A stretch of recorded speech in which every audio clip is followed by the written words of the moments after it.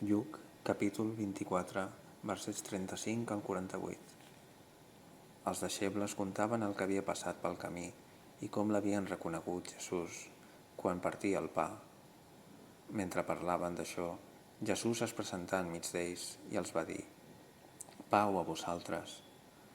Ells es van espantar i, amb esglai, es pensaven que veien un esperit. Jesús els digué: «Per què esteu turbats? Per què us venen al cor aquests dubtes? Mireu-me les mans i els peus, sóc jo mateix. Palpeu-me i mireu.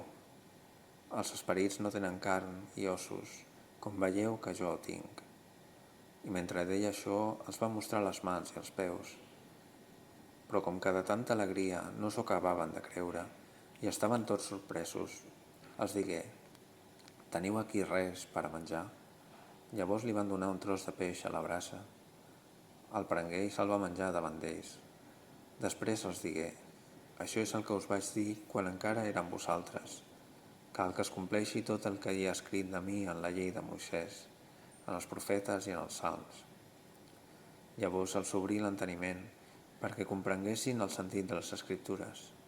Els digué: «Així ho diu l'Escriptura. El Messies ha de patir i ha de ressuscitar el tercer dia d'entre els morts, i cal predicar en nom d'ell a tots els pobles la conversió i el perdó dels pecats, començant per Jerusalem.